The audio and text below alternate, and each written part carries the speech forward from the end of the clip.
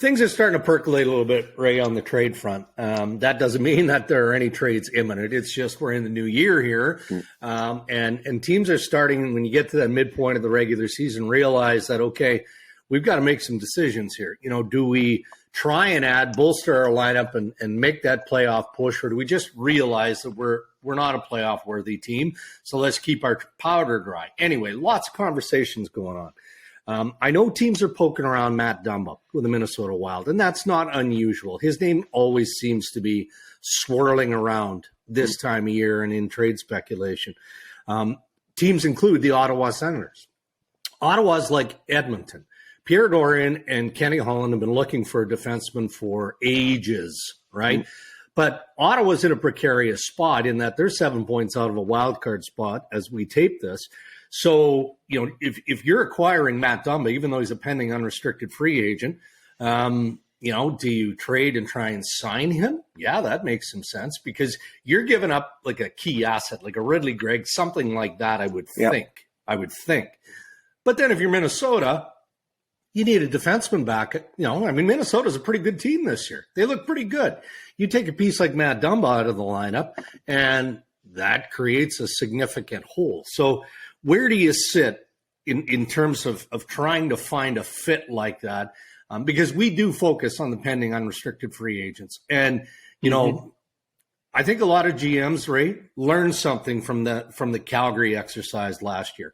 You know, Calgary does a dance with Johnny Gaudreau. Johnny Gaudreau leaves. We know the rest of it. Matthew Tkachuk doesn't want to stay long-term. They move him to Florida, and they try and plug the holes. Brad Treliving did good work, but he was forced into doing that work, right? So does Minnie take that approach and not let a Dumba go to free agency? Or do you just wait and see where you're at end of February, close to March 3rd, the deadline? Well, I think Minnesota waits as long as they can to try and determine exactly A, where they are, and B, what they can acquire in a trade. Here's the thing: Minnesota's defense is not big, and they're not outside of Middleton. You know, they're not a stout defense. You know, Jonas Brodin's a hell of a player, but he's not a physical guy. Kalen Addison's had a nice rookie year, and Jared Spurgeon are not big guys. Dumba does, even though he's not a big guy, he plays with significant bite.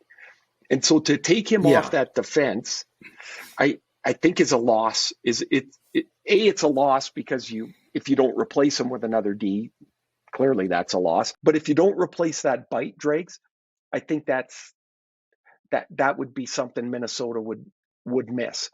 Now, they've had to do this juggling act since the buyouts of Suter and Parise, and they knew that the significant part of that is coming up. Like those cap numbers are going to get ugly for them over a 3-year period. So here's the thing as well with Dumba. He's not coming back anyway. He's not coming back to Minnesota because there is no room to sign him back there. No. So if you know you're losing him anyway, there's clearly two ways to look at it. Anything you get is a bonus, or we're going to lose him anyway. Let's take as much as we can from the benefit he gives our team and just let him go. But that's going to be, if I'm Billy Guerin, there's not a lot of D out there that teams are offering up. I'm just waiting, and I'm waiting as much as I can. Now, there's some GMs like to strike early, as quick as they can in January, and just get it done. And I don't mind that either. But this doesn't feel like that to me.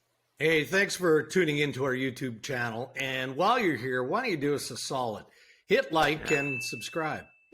Yeah, you'll get access to all the latest uploads. You can stay updated on the latest news and interviews from the Ray and Dregs Hockey Podcast.